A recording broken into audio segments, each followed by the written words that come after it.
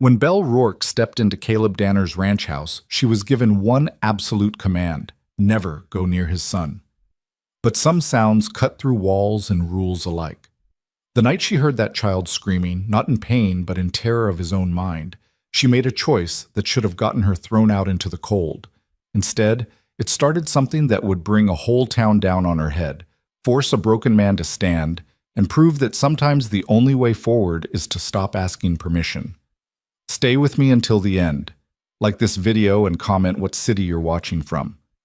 I want to see how far this story travels. The wind off the Dakota plains didn't ask permission before it tore through you. It came mean and constant, the kind that found every gap in your coat, every crack in a window frame, every weakness you thought you'd hidden. Belle Rourke had learned that within her first hour at the Danner Ranch, standing in the yard with her single bag, watching Caleb Danner's back as he walked toward the barn without so much as a second glance. "You'll sleep in the south room," he'd said earlier, voice flat as the horizon. "Meals at 6 and 6. Don't go upstairs. Don't go in the west hallway. Don't touch anything that isn't yours." She'd nodded, keeping her face empty.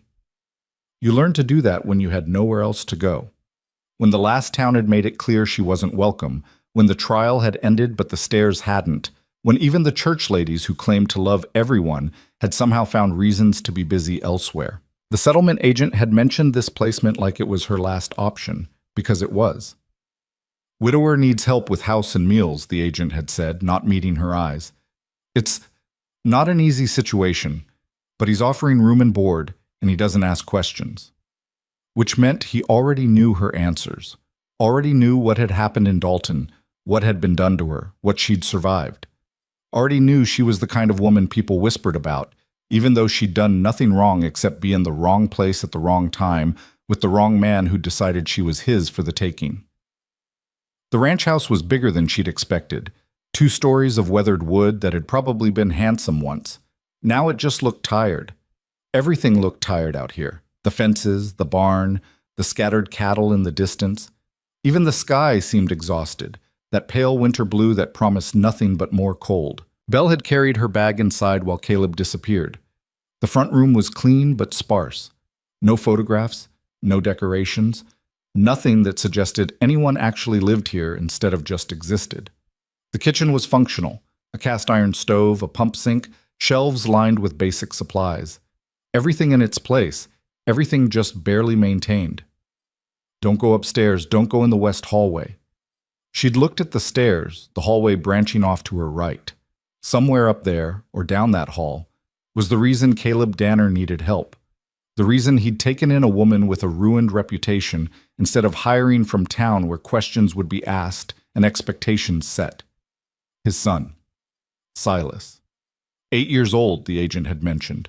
Special circumstances, she'd added, which was code for something people didn't want to explain. Belle had unpacked her few belongings in the south room, a bed, a chair, a window that looked out at nothing but grass and wind.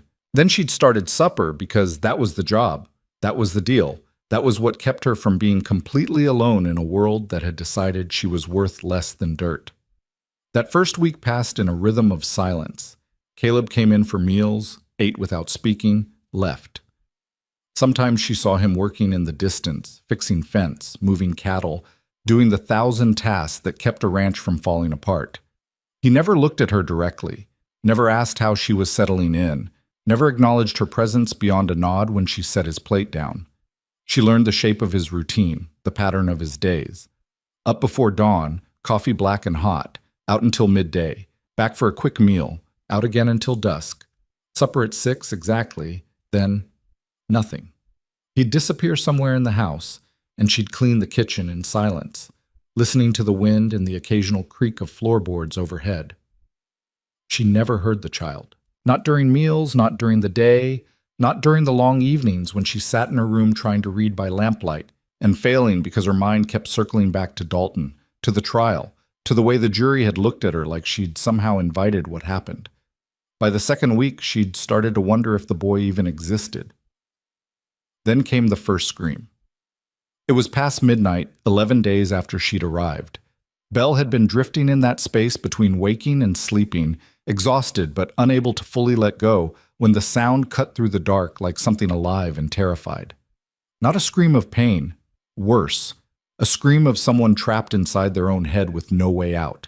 She was on her feet before she'd fully registered moving, heart slamming against her ribs. The sound came again, raw, desperate, the kind of noise that bypassed thought and went straight to instinct. The west hallway. Caleb had said, "Don't go there." Caleb had been clear. The screaming continued, rising and falling, and beneath it she could hear something else. A rhythmic thudding, like fists or feet hitting a wall. Belle stood frozen in her doorway, every muscle locked. This wasn't her business. This wasn't her place. She was here on sufferance, on the edge of having nothing at all, and breaking Caleb's one absolute rule would get her thrown out before sunrise. The screaming choked off into sobbing, then started again, higher this time. Her feet moved. Down the hallway, past the stairs, toward the west wing she'd been told to avoid.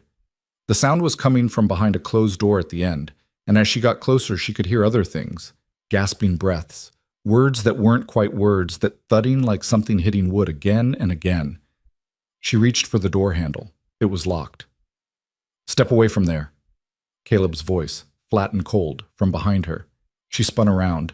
He was standing at the edge of the hallway, holding a lamp, his face completely empty of expression. "I told you." "He's hurting himself," Belle said, surprised by the steadiness in her own voice. "That's not your concern." Another scream from behind the door, and this time the thudding was harder, more frantic. "He's going to— ah!" "I said it's not your concern." Caleb moved forward, one hand reaching for her arm. "Go back to your room."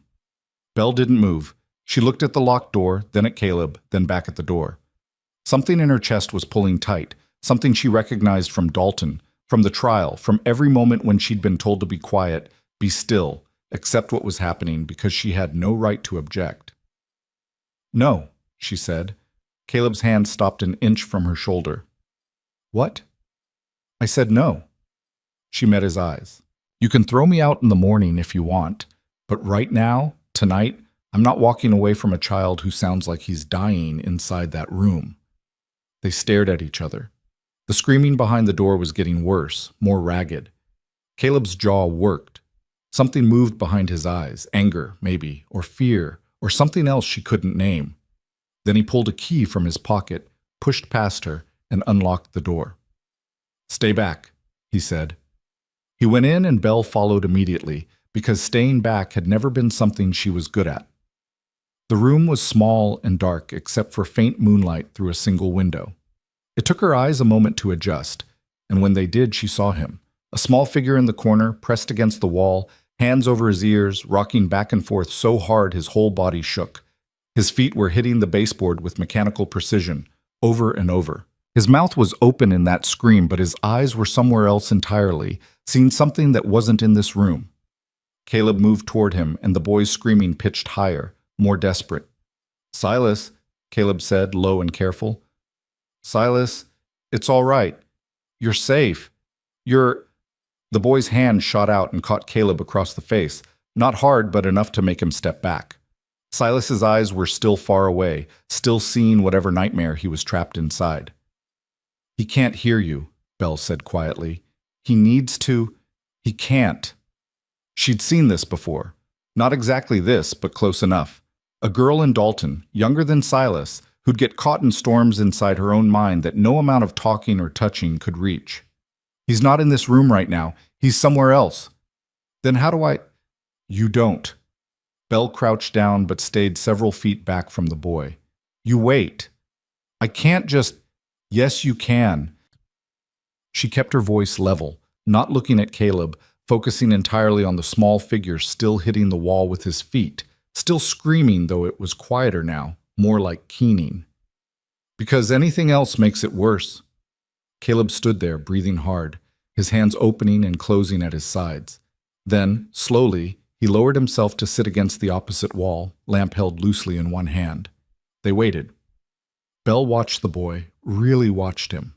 He was small for 8, thin in a way that suggested he didn't eat much.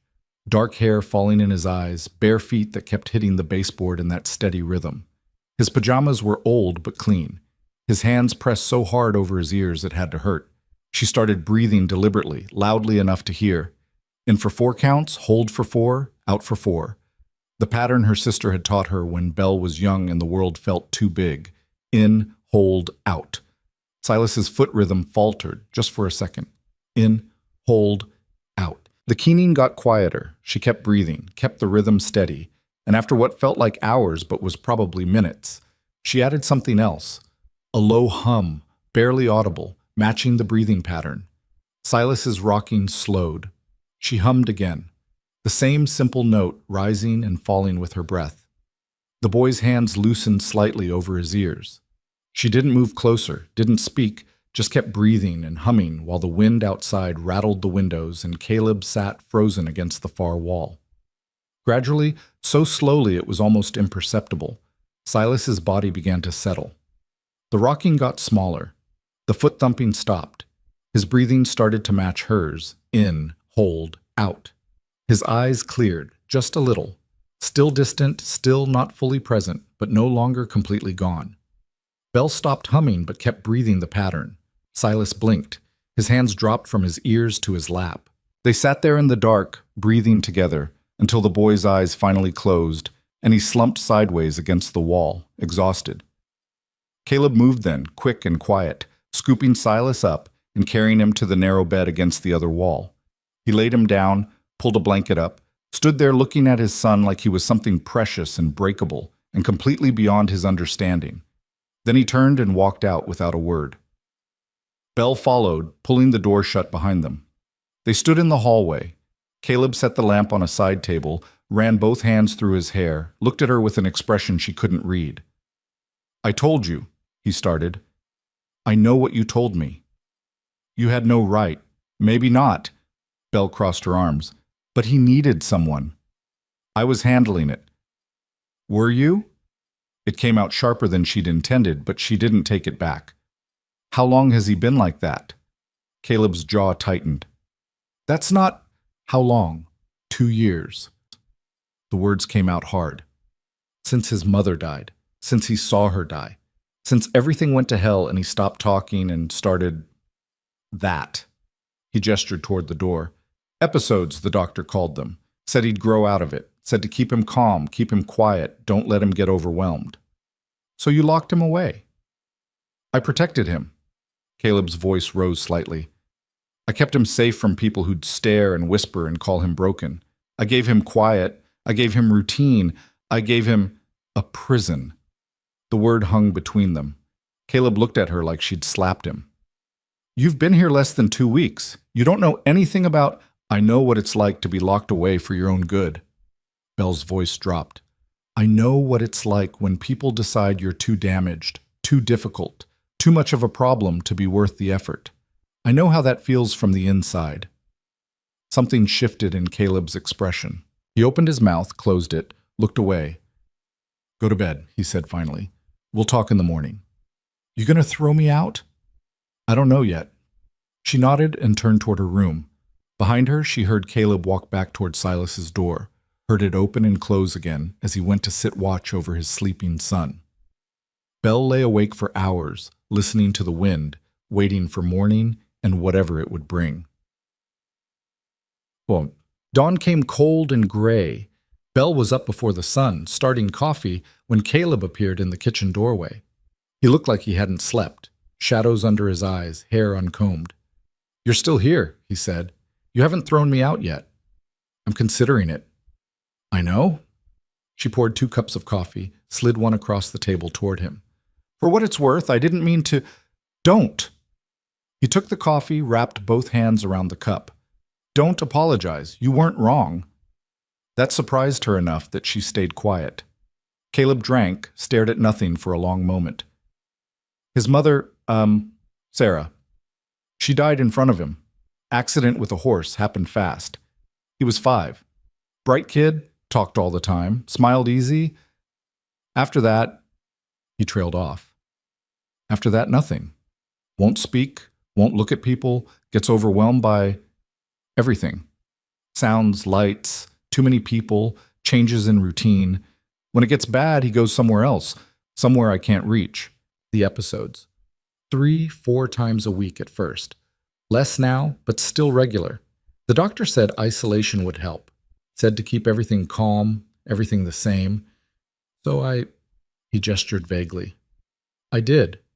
Kept him upstairs, kept visitors away, kept the world out. Figured eventually he'd come back. Figured I was protecting him. But he's not getting better. No. Caleb's voice was flat. He's not. Belle sipped her coffee, thinking. Last night, what I did it help? He slept through the rest of the night without waking, first time in 3 weeks. So maybe the doctor was wrong.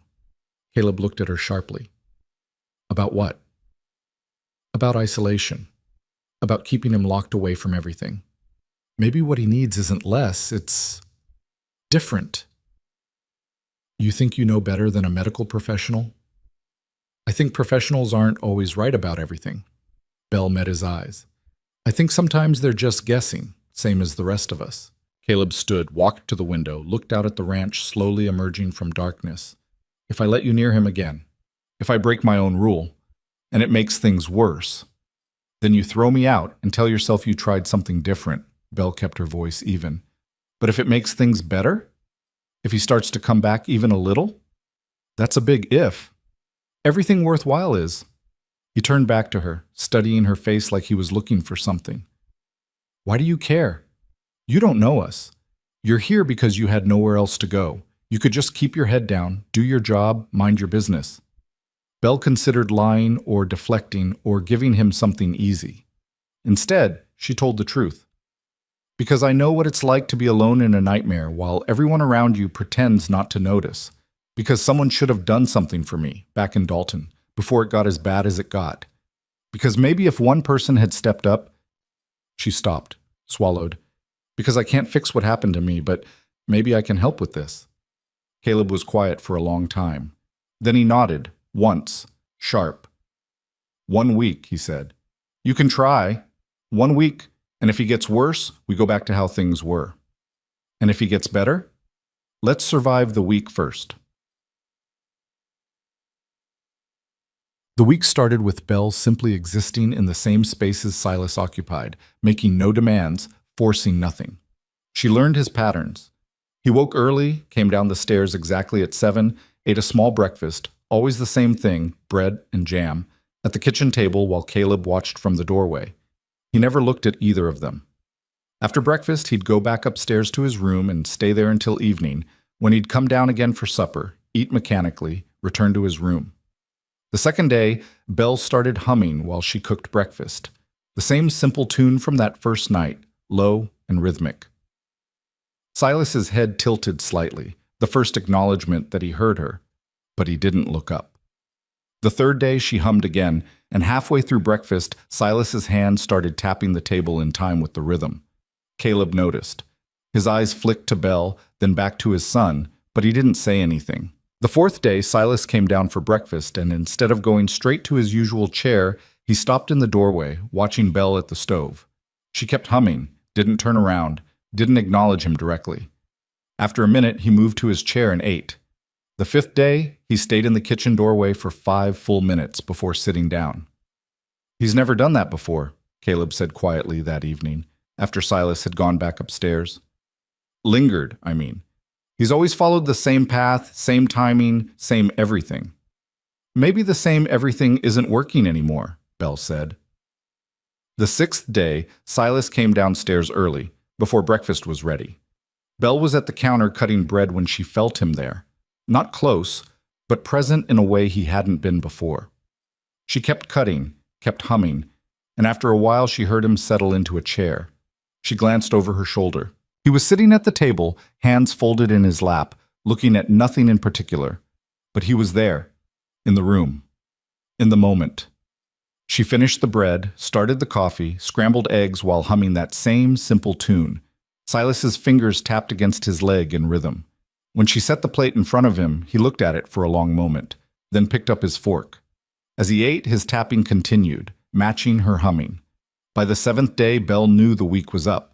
Caleb would want a decision, an answer about whether to continue or go back to isolation. That morning, Silas came down before dawn, while Belle was just starting the stove. He stood in the doorway, and this time when she turned around, their eyes met. just for a second. Just long enough for Belle to see that someone was home in there, someone present and aware and maybe, possibly, starting to find his way back. Then he looked away, moved to his chair, and waited for breakfast. When Caleb came in 20 minutes later, he found Belle and Silas sitting at the table in silence, Belle drinking coffee, Silas carefully arranging a piece of bread into small, precise squares. Caleb looked at them, at the quiet domesticity of the scene, at his son engaged in something that wasn't rocking or screaming or disappearing inside his own head. "One more week," he said. Belle nodded. They didn't need to discuss it further. The second week brought small changes that felt enormous. Silas started spending mornings in the kitchen instead of his room. He wouldn't interact, wouldn't speak, but he'd sit at the table or stand by the window, present in a way he hadn't been. Belle kept humming, kept the routine steady, and gradually Silas began to mirror her movements. Not obviously, but small things. When she wiped the counter, his hand would move in the same circular motion against his leg.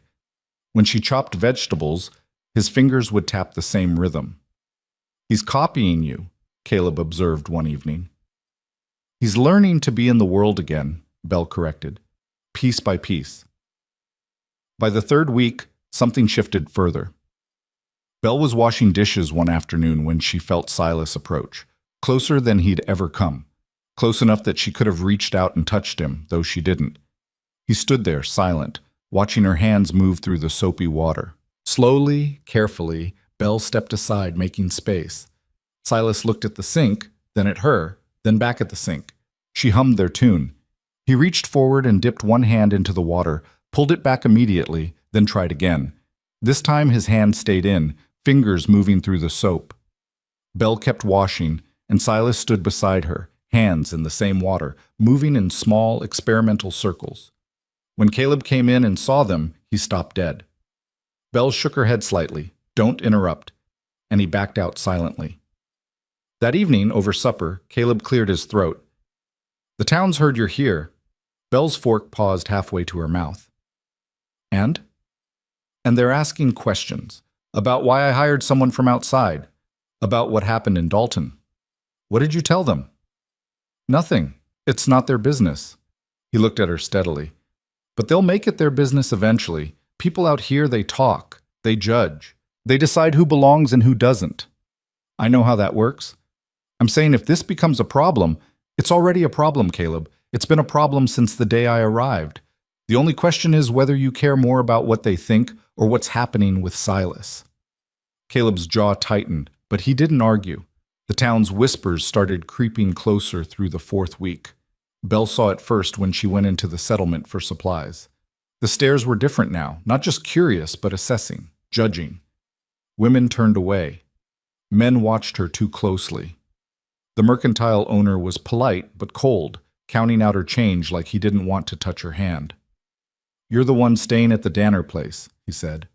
Not a question. "I am. Heard you've been helping with the boy." "I cook and clean. That's the job." "That's all?" He looked at her like he knew it wasn't. Belle took her change and left without answering. When she got back to the ranch, Caleb was in the yard, working on a fence. He looked up as she drove the wagon in. "How bad?" he asked. "Bad enough?" He nodded like he'd expected that. "They'll come eventually, the church ladies or the town council or someone official. They'll want to see Silas, make sure he's being properly cared for." "Are they allowed to do that? This far from anything?" "They're allowed to do whatever they decide is right." He drove a post into the ground with more force than necessary. "Out here, community standards matter more than law. If they decide you're not fit to be around a child, then what? You throw me out to make them happy." Caleb straightened, wiped sweat from his forehead. "I don't know yet." It was honest, at least. That night, Silas had another episode. Smaller than the first, but still bad enough that Belle heard him from her room and went to him without hesitation, without waiting for Caleb's permission. She found him in the corner of his room again, rocking, hands over his ears, but this time he wasn't screaming, just keening, low and constant. Belle sat down against the opposite wall and started breathing the pattern. In, hold, out. Silas's rocking slowed. She hummed. His keening got quieter. And then, so quietly she almost missed it, he hummed back. Just one note, wavering and uncertain, but there. Belle's breath caught. She kept humming, and Silas hummed with her, the two sounds weaving together in the dark. When Caleb appeared in the doorway, Belle held up one hand. Wait. They hummed together, Belle and Silas, until the boy's breathing evened out and he slumped sideways, exhausted but calm. Caleb carried him to bed, then followed Belle into the hallway. He's never... Caleb stopped, started again. In 2 years, he's never responded like that. He's coming back, Belle said. Slowly, but he's coming back. Well, what if it's not enough? What if the town... Then we deal with it. She met his eyes. But I'm not stopping. Not unless you make me. Caleb looked at her for a long moment. You're stubborn as hell, you know that? I've been told. Something that might have been the ghost of a smile crossed his face, then disappeared. Get some sleep. Tomorrow's going to be long. He was right about that. The church ladies arrived mid-morning, 3 of them in a wagon, faces set in expressions of righteous concern. Belle saw them coming and called for Caleb, who appeared from the barn looking about as happy as a man facing a firing squad. Caleb, the oldest woman said, climbing down, we need to talk about your situation.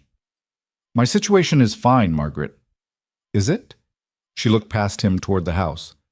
We've heard concerning things, about this woman you've taken in, about her history, about what she might be exposing young Silas to.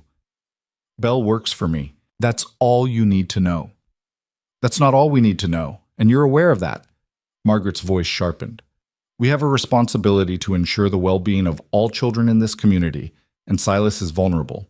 If this woman is inappropriate, she's the first person in 2 years who's gotten through to him, Caleb said flatly. That stopped Margaret cold. What? You heard me. Silas has been locked in his own head since Sarah died. Every doctor, every suggestion, every prayer group visit, nothing worked. Belle's been here a month, and he's already improving. Improving how? That's between me and my son. The 2 other women exchanged glances. One of them, younger, spoke up. Mr. Danner, we understand your situation is difficult, but given Miss Rourke's past troubles and the delicate nature of a child's well-being, perhaps it would be better if...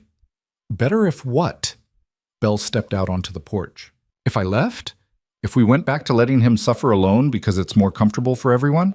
Margaret turned to her, eyes hard. What happened to you in Dalton was unfortunate, but that doesn't make you suitable to be around an impressionable child. Nothing happened to me in Dalton. Something was done to me. There's a difference. The trial found me innocent of any wrongdoing, found him guilty of assault. The fact that people still want to punish me for being attacked says more about them than it does about me. Nevertheless, nothing. Belle came down the steps. I'm doing my job, cooking, cleaning, keeping house.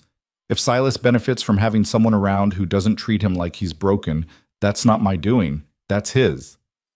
You're overstepping your place, the younger woman said. My place? Belle laughed, short and bitter. My place is wherever I make it, same as anyone's. Margaret drew herself up. This isn't over. The council will convene. We'll discuss whether your presence here is appropriate. And if we determine it's not, then I guess we'll deal with that when it comes, Caleb cut in. Until then, this is my ranch, my son, my decision. Good day, ladies. He turned and walked toward the barn, dismissing them entirely. The 3 women stood there, clearly unused to being shut down so completely. Margaret's face flushed with anger. This isn't finished, she said to Belle. I didn't think it was. They climbed back into their wagon and left, and Belle watched them go with a sinking feeling in her stomach. She'd seen this before in Dalton. The way a community could decide you were wrong, improper, dangerous, and nothing you said or did would change their minds. That evening, Silas came to the kitchen while Belle was cooking. He stood in the doorway like always, but this time he was holding something, a small, smooth stone. Belle kept stirring the pot on the stove, humming. Silas walked closer than he ever had, right up to the counter, and set the stone down next to her hand. She looked at it, then at him. He didn't meet her eyes, but his hand moved in a small gesture, pushing the stone toward her. Belle picked it up. It was warm from being held, smooth and round, probably from the creek bed. She turned it over in her fingers, then set it back down between them. They stood there, the stone on the counter, a bridge between two people learning how to exist in the same space. "Thank you," Belle said softly. Silas's hand moved again, taking the stone back, then pushing it toward her once more. A gift, an offering, a sign of trust. Belle's throat tightened. She picked up the stone and slipped it into her apron pocket. Silas's shoulders relaxed, just slightly, and he stayed there while she finished cooking, the two of them in companionable silence, broken only by her humming and the sound of the wind outside. When Caleb came in for supper and saw them standing together at the stove, his expression shifted into something Belle couldn't quite name. Not quite hope, but maybe the possibility of it. They ate together that night, all three of them at the table, and for the first time since Belle had arrived, the silence felt less like absence and more like peace. It wouldn't last. She knew that. The town wouldn't let it. But for that moment, in that kitchen, with a broken child sitting across from her and a haunted man at the head of the table, Belle let herself believe that maybe, possibly, something good could come from all this wreckage. The stone sat heavy in her pocket, a reminder that even small gestures could mean everything when you'd been alone for too long. Outside, the wind kept blowing, indifferent as always. Inside, something fragile and new was trying to take root. And Belle Rourke, who'd survived things that should have destroyed her, made a silent promise to protect it with everything she had left. Even if it cost her the only place she had to call home, the stone became their language. 3 days after Silas first gave it to Belle, she found it on the kitchen table when she came down for breakfast, placed precisely in the center, catching the early light. She picked it up, warm despite the morning cold, and slipped it back into her apron pocket where it had lived since he'd given it to her. That afternoon, while she was hanging laundry, she felt the weight disappear. She turned to find Silas standing 3 feet away, the stone in his palm, looking at it like it held answers to questions he couldn't ask. She went back to hanging clothes.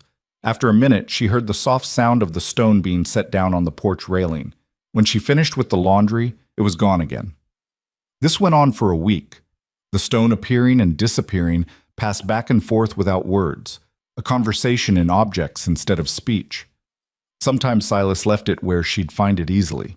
Sometimes he tucked it into strange places, inside a flower canister, balanced on a windowsill, once even in the pocket of Caleb's coat, though that seemed like an accident. "He's playing," Caleb said one evening, watching Silas carefully place the stone next to Belle's coffee cup. "I haven't seen him play in 2 years." Belle said nothing, but her hand closed around the stone and she felt something shift in her chest. Not quite hope, but close enough to hurt. The town, meanwhile, was gathering its forces. It started with small things, the mercantile owner suddenly out of the supplies Belle needed, the blacksmith taking twice as long to fix a broken pan, claiming he was backed up with work, though his shop sat empty. Women turning away when Belle drove the wagon past, their silence louder than any words. "They've made up their minds," Belle told Caleb after a particularly cold trip into town. "Doesn't matter what I do or don't do. They've decided I'm wrong for being here." "They don't know anything," Caleb said, but his voice lacked conviction. "They know enough. Woman with a scandal, living alone with a widower and his child. They can fill in the rest with whatever story suits them." Caleb's hands tightened on the fence post he was mending. "Let them talk." Talk turns into action eventually, you know that. He did know. She could see it in the way his shoulders tensed, the way he kept glancing toward the house where Silas was inside, humming to himself while he arranged stones by size on the kitchen floor. The action came 2 weeks later, fast and official. Belle was in the garden, pulling weeds that had somehow survived the cold, when she heard the wagon. Not one, but 3. She straightened, wiping dirt from her hands, and watched them approach. Margaret was back, but this time she'd brought reinforcements. 2 men from the town council, the minister, and a woman Belle didn't recognize who carried herself with the kind of authority that suggested she was used to being obeyed. Caleb emerged from the barn, saw the delegation, and his expression went flat. "Margaret, gentlemen, what can I do for you?" The taller of the 2 men stepped forward, removing his hat. "Mr. Danner, we're here on official business. The council has convened regarding the welfare of your son, and we've reached some decisions that need to be implemented. Decisions, Caleb repeated, voice dangerous.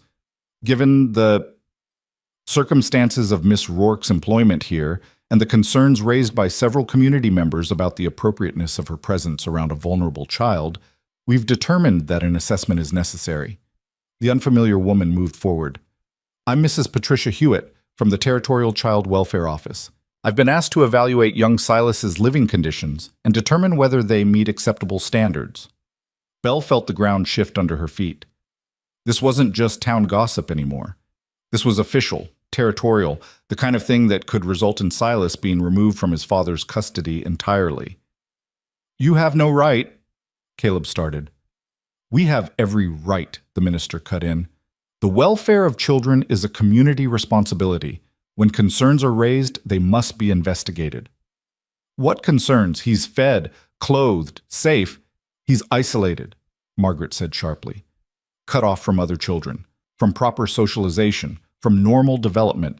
And now you've brought in a woman of questionable character. Careful, Caleb said, and something in his tone made Margaret step back. Mrs. Hewitt pulled out a leather folder. I'll need to see the child, inspect the home, and conduct interviews with both you and Miss Rourke. This can be done cooperatively, or I can return with a marshal. Your choice. Caleb looked at Belle. She saw the calculation in his eyes, the terrible math of what would happen if he refused versus what might happen if he allowed this. Either way, they were losing ground. Fine, he said, but Belle stays. Whatever you need to ask, you ask with her present. That's the deal. Take it or come back with your marshal. Mrs. Hewitt considered, then nodded. Very well. Shall we begin inside? The house had never felt smaller. 6 adults crowded into the front room while Caleb went upstairs to get Silas. Belle stood near the kitchen, arms crossed, watching Mrs. Hewitt's eyes catalog every detail. The sparse furniture, the clean but worn floors, the lack of anything soft or decorative. No toys, Mrs. Hewitt noted, writing in her folder. He doesn't play with toys, Belle said. All children play. Not this one. Mrs. Hewitt's eyes sharpened. And why is that, Miss Rourke? Because he experienced trauma and withdrew. But he's coming back, slowly. Under your influence? Under anyone's who's willing to meet him where he is instead of demanding he be somewhere else. Margaret made a disapproving noise. The minister frowned. Mrs. Hewitt just kept writing. Footsteps on the stairs, and then Caleb appeared with Silas. The boy was pressed against his father's side, one hand fisted in Caleb's shirt, eyes down. When he saw the strangers in his house, his breathing quickened. It's all right, Caleb murmured. They just want to talk. Silas's hand tightened. Mrs. Hewitt moved forward, crouching down to Silas's level. Hello, young man. My name is Mrs. Hewitt. Can you tell me your name? Silas pressed harder against Caleb. He doesn't speak, Caleb said. Doesn't or won't? Does it matter? Mrs. Hewitt straightened. It matters greatly. A child of 8 should be communicating verbally. The absence of speech suggests either a medical condition or environmental factors preventing normal development. His mother died in front of him, Belle said quietly. He's shut down. That's not environmental. That's trauma. And what qualifies you to diagnose trauma, Miss Rourke? The room went very still. Belle met Mrs. Hewitt's eyes. Personal experience. Ah, yes. Mrs. Hewitt consulted her folder. The incident in Dalton, where you were accused of, where I was attacked, Belle interrupted, and then put on trial as if I'd done something wrong by surviving it. The man who assaulted me was convicted. I was exonerated. But I'm sure your notes mention that part too. Mrs. Hewitt's mouth pressed into a thin line. Margaret stepped forward. This is exactly what we're concerned about. A woman with that kind of history, living in close quarters with a man and his young son. What kind of history? Belle's voice rose. Being a victim? Is that what disqualifies me from basic human decency? You're being inappropriate. I'm being honest, which apparently counts as inappropriate out here. Miss Rourke, the minister said, voice dripping false patience.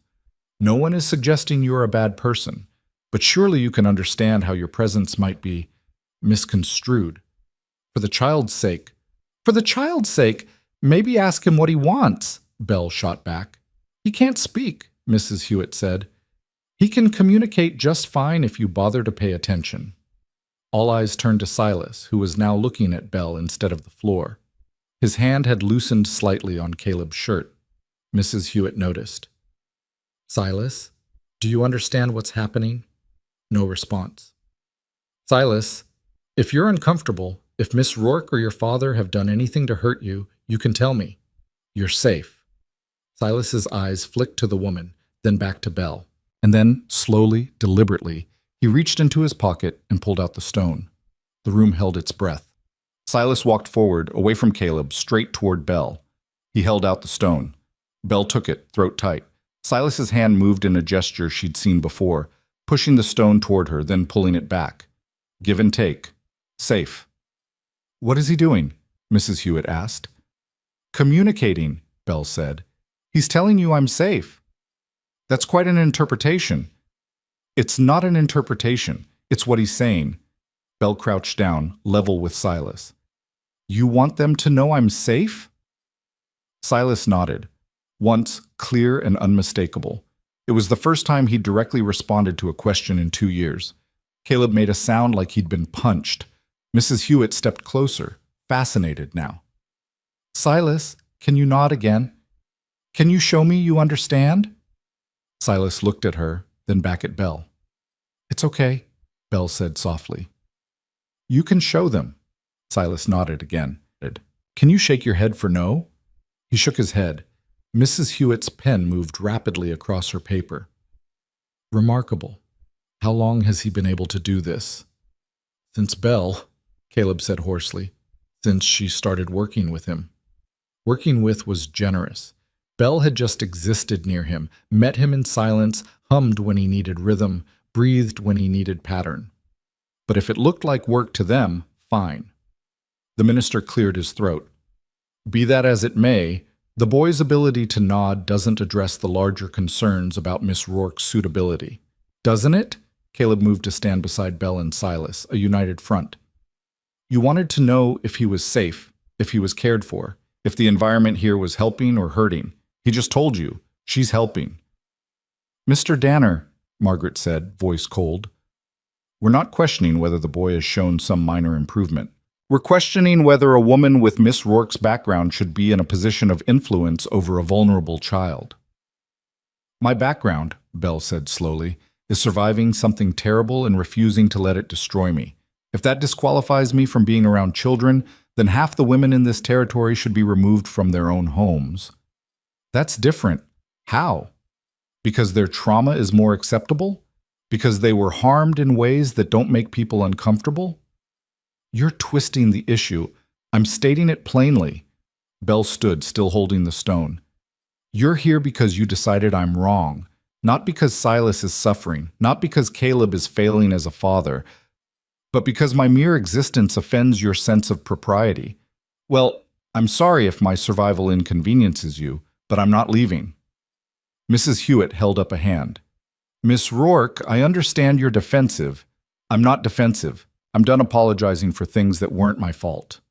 Nevertheless, my role here is to assess the child's well-being, and that includes evaluating all adults in his environment.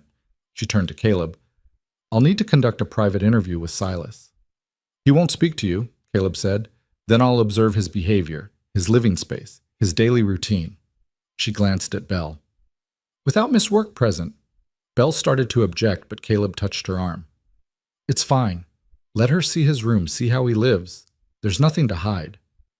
Mrs. Hewitt led Silas upstairs, the minister following. Margaret and the 2 councilmen stayed in the front room, watching Belle and Caleb like they expected one of them to bolt.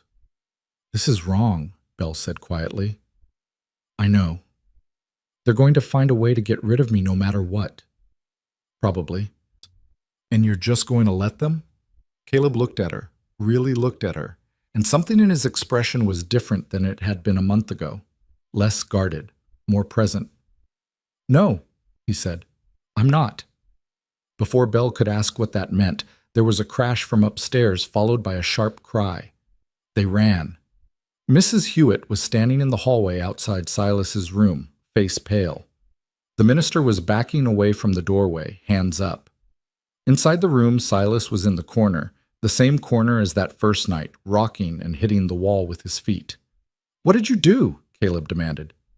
"Nothing," Mrs. Hewitt said, but she looked shaken. "I just asked him some questions, tried to engage him. He became agitated." "You pushed him," Belle said flatly. "You pushed too hard, too fast, and triggered an episode. I was doing my job. Your job just traumatized a traumatized child." Belle moved past them into the room, dropping to the floor across from Silas. She started breathing the pattern immediately. In, hold, out. Silas's rocking was violent, his keening high and desperate. She hummed. He kept rocking. She hummed louder, matching his rhythm instead of fighting it. Slowly, his movements began to sync with her sound. "What is she doing?" the minister whispered. "Meeting him where he is," Caleb said. "Like she's been doing from the start." Belle kept humming, kept breathing, and after several long minutes, Silas's rocking slowed. His keening dropped to a whimper. His eyes, which had been seeing nothing, started to clear. And then he did something he'd never done before. He reached out, his hand extended toward Belle, fingers spread, shaking. She understood immediately. She held out her own hand, not touching, just close enough that the space between them was a connection. Silas's hand stopped shaking. His breathing matched hers, and slowly, carefully, his fingertips brushed against hers. Contact. Chosen, deliberate contact. Belle felt tears burn behind her eyes, but didn't let them fall. She kept breathing, kept humming softly, and Silas kept his fingers against hers until his body fully relaxed and he slumped sideways, exhausted. She pulled her hand back and stood. Caleb was already moving forward to carry Silas to bed. In the hallway, Mrs. Hewitt was writing furiously. "That was... I've never seen anything like that." "No," Belle said. "You probably haven't, because most people don't bother to learn how to reach children like Silas. They just label them broken and move on." "I didn't mean to, but you did. You came in here with your assumptions and your evaluations and your official paperwork, and you hurt him. I fixed it. So when you write your report, make sure that part is clear." Mrs. Hewitt's pen paused. She looked at Belle, then at the room where Caleb was tucking Silas in, then back at Belle. "Your methods are unconventional."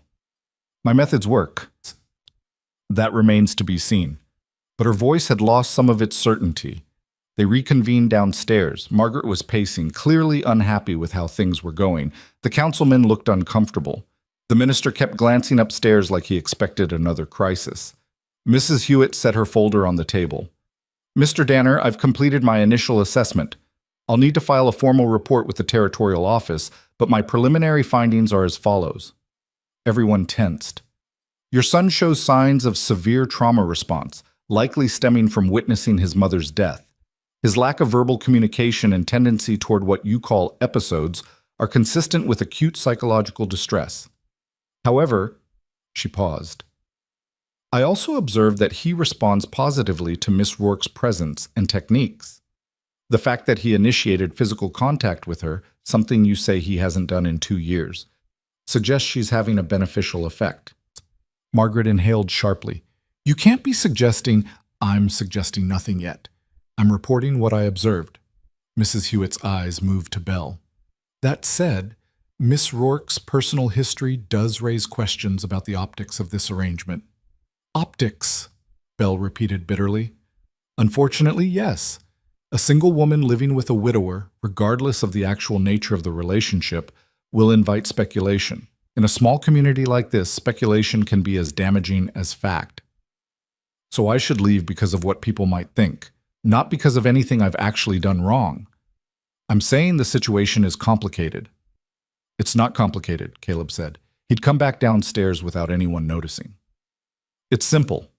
Silas is better with Belle here. Therefore, Belle stays. If the town has a problem with that, the town can take it up with me directly instead of hiding behind welfare assessments and community standards." "Mr. Danner," the minister said carefully, "no one is hiding. We're genuinely concerned about your own comfort, not my son's well-being." Caleb's voice was steel. You've been concerned about Silas for 2 years, but where were you when he was screaming himself raw every night? Where were your assessments when he stopped eating, stopped sleeping, stopped existing as anything but a ghost in his own house? You left us alone then because dealing with it was uncomfortable. Now that something's actually helping, you show up with judgments and officials because it doesn't look the way you think it should. That's not fair. Fair? Caleb laughed, harsh and cold. You want to talk about fair? My wife died. My son broke. I've been holding on by my fingernails for 2 years, and not one of you offered actual help. Not one. But now, because a woman with the wrong kind of past is making things better, you're all suddenly concerned about propriety? The room was silent. Mrs. Hewitt closed her folder. Mr. Danner, I hear your frustration, and I'm not unsympathetic, but I have a responsibility to ensure that children in this territory are safe and properly cared for. Given the unusual circumstances here, I'll need to file my report and wait for direction from my superiors. How long? 2 weeks? Perhaps 3? In the meantime, she looked at Belle. I'd recommend maintaining clear boundaries, separate sleeping quarters, minimal private contact with the child. No, Belle said. Mrs. Hewitt blinked. Excuse me? I said no. I'm not going to treat that boy like being near him is somehow improper when he's just starting to trust another human being. I'm not going to step back and watch him slide backwards because you're worried about appearances. Miss Rourke, I'm trying to help. Then help by leaving us alone. File your report, do what you need to do, but don't tell me to stop being there for a child who needs someone. Mrs. Hewitt studied her for a long moment. Then she picked up her folder and stood. Very well. I'll be in touch. The delegation filed out, Margaret shooting one last disapproving look over her shoulder. When the sound of their wagons faded, Belle collapsed into a chair. That went well, she said. Caleb almost smiled. Could have been worse. Could have been better. Yeah. He poured 2 cups of coffee, handed her one. They'll be back, with decisions, recommendations, maybe orders.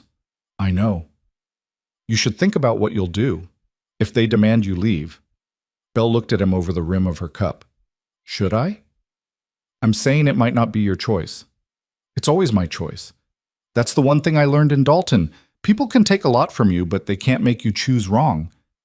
Even if staying costs you everything, I don't have everything. I have this. She gestured around the sparse kitchen. And him upstairs. And you, I guess, since we're being honest. That's more than I had a month ago. More than I thought I'd have again.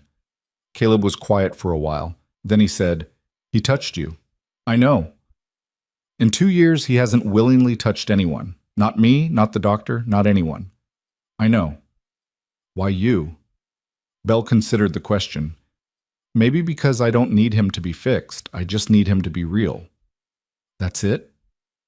Sometimes that's enough. They sat there as the afternoon light faded, drinking coffee that had gone lukewarm, not talking because there wasn't anything left to say. Upstairs, Silas slept. Outside, the wind picked up, rattling windows and finding gaps. And in the kitchen of a house on the edge of nowhere, 2 broken adults tried to figure out how to protect the broken child they were both starting to love. The stone sat on the table between them, passed back and forth so many times it had worn smooth. A language without words, a promise without conditions. A bridge built one gesture at a time, fragile but real, and worth defending against anyone who tried to tear it down. The 2 weeks Mrs. Hewitt had mentioned stretched into 3, then 4, and the waiting became its own kind of torture. Belle kept expecting another delegation, another assessment, another set of strangers crowding into their kitchen with clipboards and judgment. But instead there was just silence from the territorial office, and a different kind of noise from the town. The whispers got louder, more pointed. Belle felt them every time she went for supplies. Women who'd previously just avoided her now actively turned their backs. Men muttered as she passed. The mercantile owner started refusing her business entirely, claiming he was out of stock on items she could see sitting right there on the shelves. Go to Harmon's, Caleb said when she came back empty-handed for the 3rd time. 2 towns over. They don't know you there. Running away doesn't fix it. It's not running, it's being practical. But it felt like running to Belle. and she'd done enough of that already. Things at the ranch, meanwhile, were shifting in ways that should have been impossible. Silas was coming further out of his shell, piece by careful piece. He'd started following Belle around during the day, not close but present, watching her work with an intensity that suggested he was learning something beyond just household tasks. One morning she found him in the kitchen before dawn, standing by the stove like he was waiting for something. "You want to help?" she asked. He nodded. She showed him how to measure coffee grounds, how to work the pump for water. His movements were cautious, overly precise, but he managed. When the coffee was brewing, he looked at her with something that might have been pride. "Good job," she said. The corner of his mouth twitched, not quite a smile, but close. By the end of that week, he was helping with breakfast every morning, setting the table, carrying plates, even cracking eggs into the pan with careful concentration. He still didn't speak, but he'd started making small sounds, hums that matched bells, soft exhales that might have been laughter, once even a grunt of frustration when he dropped a spoon. Caleb watched these developments with an expression Belle couldn't quite read, something between hope and terror, like he was afraid that acknowledging the progress might make it disappear. "He's doing well," Belle said one evening after Silas had gone to bed. "He is." "You don't sound happy about it." Caleb poured himself more coffee, stared into the cup. "I'm terrified about it." "Why?" "Because what if they take him? What if Mrs. Hewitt's report says he needs to be in some institution, or with a different family, or somewhere that isn't here? What if they decide I'm not fit, or you're not appropriate, or any of the 100 things they could decide?" He looked up at her. "He's getting better because of you, which means if you have to leave, he'll break again. And I don't know if I can watch that happen." Belle had no answer for that, because she was afraid of the exact same thing. The council meeting was called on a Tuesday.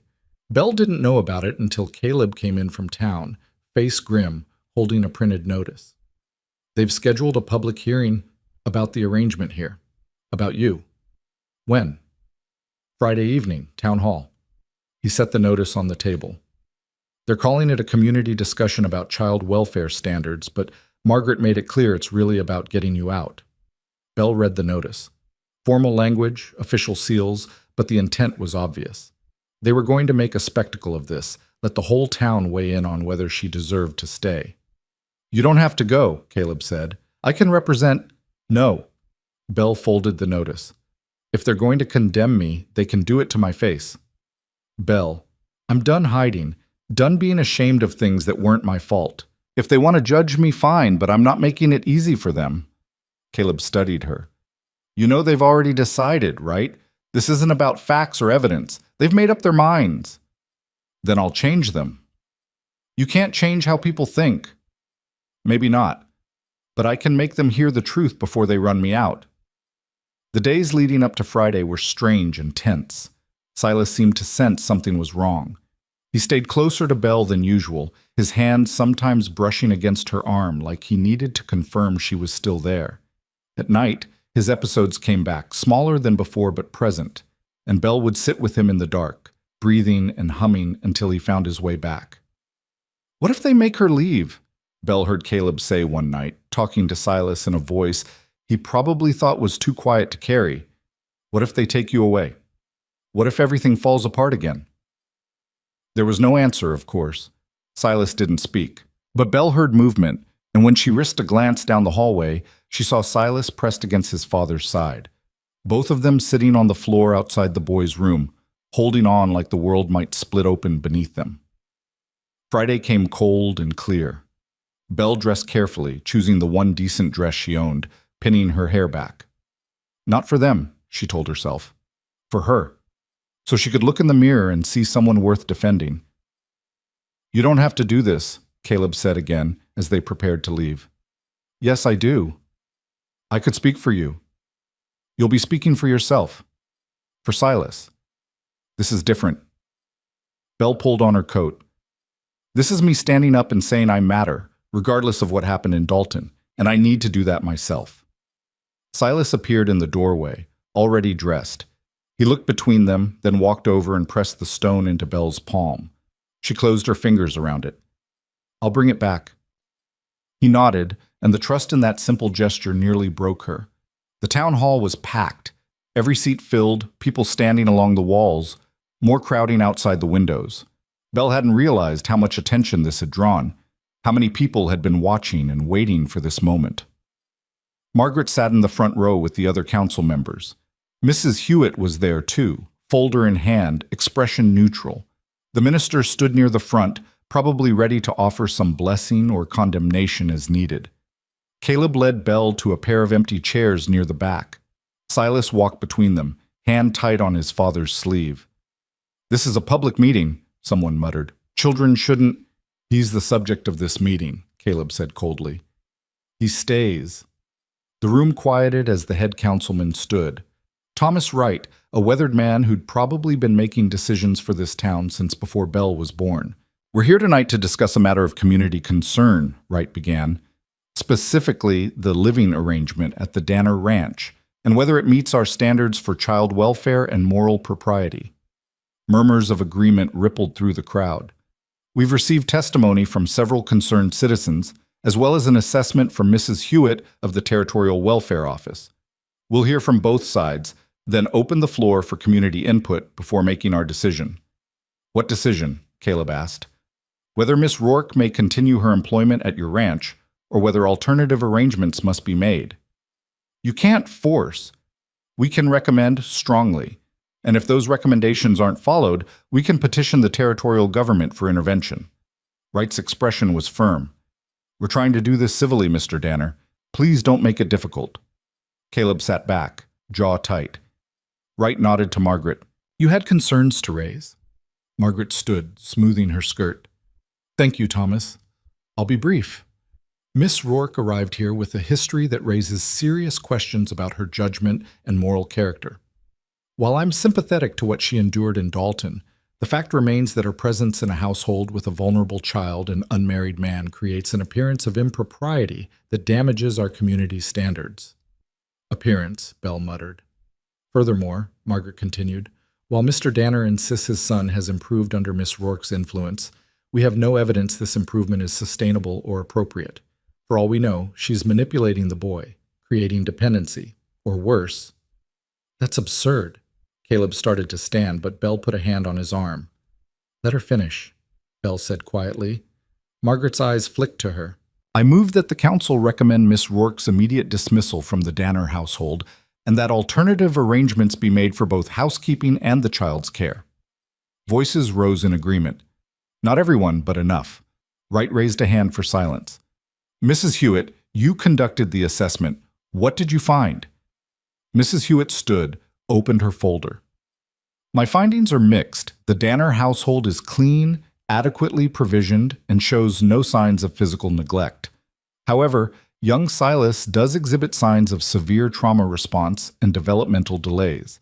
His lack of speech is concerning, as are the episodes Mr. Danner described." "And Miss Rourke's influence?" "That's where it becomes complicated." Mrs. Hewitt pulled out several pages. "I observed Miss Rourke interact with the child during one of these episodes. Her methods were unconventional, but undeniably effective. The boy responded to her in ways he hasn't responded to anyone else in 2 years, including his own father." The room stirred. "However," Mrs. Hewitt continued, "the optics of an unmarried woman living in such close quarters with a widower and his child do raise questions. Not about abuse or neglect, but about propriety and community standards." "So you're saying she helps the boy but looks wrong doing it?" someone called from the back. "I'm saying the situation is unusual and merits careful consideration." Wright nodded. "Thank you, Mrs. Hewitt. Mr. Danner, would you like to speak?" Caleb stood. He looked uncomfortable standing before the whole town, but his voice was steady. "My son was dying. Not physically, but inside where it counts. For 2 years I watched him disappear piece by piece, and nothing I did helped. Not doctors, not time, not isolation, nothing. Then Belle came, and for the first time since Sarah died, Silas started coming back." "That's very touching," Margaret said. "But it doesn't address—" "It addresses everything," Caleb cut her off. "You want to talk about what's appropriate? What's moral? I'll tell you what's immoral. Letting a child suffer because helping him doesn't look the way you think it should. Punishing someone for being a victim because it makes you uncomfortable. hiding behind community standards instead of admitting you just don't like change. Mr. Danner, I'm not finished. His voice rose. Every one of you saw what happened to Silas after Sarah died. Every one of you offered prayers and sympathies and then walked away because dealing with it was too hard. Where were your concerns about his welfare when he was screaming himself raw every night? Where was the community then? Silence. Uncomfortable, guilty silence. Belle didn't walk away. She stayed. She figured out how to reach him when no one else could. And now you want to drive her out because she's not perfect? Because something bad happened to her once, and she had the audacity to survive it? Caleb's hands clenched. Well, I'm telling you now, she stays. And if that's not acceptable to this community, then maybe this community isn't acceptable to me. He sat down. The room was dead quiet. Wright cleared his throat. Strong words, Mr. Danner, but this council has a responsibility. Let me speak. Belle stood. Every eye in the room turned to her. Miss Rourke, Wright said, you're welcome to address the council, but I'm not addressing the council. I'm addressing everyone here. She stepped into the aisle, turned to face the crowd. You all know what happened in Dalton, or you think you do. So let me tell you the truth, the whole truth, the parts that didn't make it into your gossip. Margaret shifted uncomfortably. This isn't appropriate. Neither was what happened to me, but I'm going to talk about it anyway. Belle's voice didn't shake. I was 23, working as a seamstress. A man decided I belonged to him, and when I said no, he took what he wanted anyway. When I went to the marshal, they asked what I'd done to encourage him. When I pressed charges, they put me on trial too, asked about my character, my history, whether I'd led him on. The jury found him guilty, but the town decided I was guilty anyway. Guilty of being attacked, guilty of speaking up about it, guilty of not disappearing quietly. People shifted in their seats, some looked away. So I left. Came here because I had nowhere else to go. Took a job with a man who didn't ask questions because he had his own problems. And I've worked. I've cooked, cleaned, kept house. I've also helped a broken child start to heal, because unlike everyone else in this room, I know what it's like to be broken and have people look away. Miss Rourke, the minister said gently, we understand you've suffered, but no, you don't understand, because if you understood, you wouldn't be sitting here trying to punish me for it. Belle's eyes swept the crowd. You want to talk about propriety? About standards? Fine. Here's my standard. I will not apologize for surviving. I will not pretend to be ashamed of something that wasn't my fault. And I will not walk away from a child who needs me because it makes you comfortable. You're being unreasonable, Margaret said. I'm being honest, which apparently is unreasonable in a room full of people who'd rather maintain appearances than face the truth. Wright stood. Miss Rourke, I think we've heard enough. Have you? Belle pulled the stone from her pocket, held it up. Silas gave me this. A smooth stone he found by the creek. He gives it to me when he wants to say I'm safe. He takes it back when he needs to hold on to something real. It's how we talk, because he can't use words yet. But he's trying. He's learning. He's coming back to the world piece by piece because someone finally bothered to meet him where he is instead of demanding he be somewhere else. She looked at Silas, who was watching her with those dark, serious eyes. You want to know if I'm appropriate? If I'm moral enough to be around him? Ask him. He can't speak, but he can answer. He can tell you everything you need to know. The boy can't, Margaret started, but Silas was standing, moving forward, away from Caleb, walking up the aisle toward Belle. The room held its breath. He reached Belle and stopped, looked at her, then at the stone in her hand. Then, very deliberately, he turned to face the crowd. His hand came up, pressed flat against his chest, then moved outward, toward Belle, the sign he'd created, the one that meant safe. Then he did something that shattered the room into silence. He took Belle's hand with the stone in it, held it up so everyone could see, and nodded. Once. Clear. Unmistakable. She's safe, the gesture said. She's good. She's right. Belle's throat closed. Margaret stood. That's very touching, but a child's gesture doesn't... Wait! Mrs. Hewitt was on her feet, staring at Silas. Wait, did he initiate that independently? Yes, Caleb said, voice rough. And the hand gesture, He created that himself? To communicate a concept? He created it to tell Belle she was safe. Now he's telling all of you. Mrs. Hewitt looked at Silas with something like wonder. In 2 years of developmental regression, he's created a personal sign language and is using it in a public setting to defend someone important to him. That's not manipulation, that's breakthrough. Murmurs ran through the crowd, different now, less certain. But Margaret wasn't done. This is all very dramatic, but it doesn't change the fundamental problem. An unmarried woman and man living under one roof, regardless of the child's progress, creates an appearance that damages. The door at the back of the hall opened. Everyone turned. Caleb walked in, dusty from hard riding, face set like stone. Belle blinked. But she looked to where he'd been sitting. The seat was empty. He must have slipped out when she was speaking, must have ridden somewhere and come back. But why? He walked down the aisle, stopped beside Belle and Silas. In his hand was a piece of paper. "You want to talk about appearances?" he said. "About propriety? Fine. Here's your answer." He handed the paper to Wright. The councilman unfolded it, read, went very still. "This is a marriage license application, filed this afternoon in the county seat, 2 hours' ride from here." Caleb looked at Belle, and in his eyes was something she'd never seen before. Not just determination, but certainty. "If the problem is that we're unmarried, that's easy to fix." Belle's heart stopped. "Caleb, I'm not asking," he said quietly. "Not yet. I'm making a point. If this town's objection is appearances, then we can change the appearance. But I'm not letting them drive you out. Not for doing the right thing, not for helping my son when no one else would." The room exploded into noise. Margaret was on her feet, outraged. "You can't be serious." "I'm completely serious." "This is insane," someone called. "Getting married just to—" "Who said it's just for appearances?" Caleb's voice cut through the chaos. "Maybe I'm tired of being alone. Maybe I'm grateful to someone who gave a damn about my son when the rest of you wrote him off. Maybe I've watched Belle fight for what's right every single day and decided that's the kind of person I want in my life permanently." Belle couldn't breathe. This wasn't real. This couldn't be real. Caleb turned to her. "I know this isn't how it's supposed to happen. I know we barely know each other, and I'm springing this on you in front of half the territory. But I meant what I said. You stay. However we make that happen, you stay." "Caleb," she managed, "you don't have to—" "I know I don't have to. I'm choosing to." Wright was staring at the application. "This is, highly irregular." "Is it legal?" Caleb asked.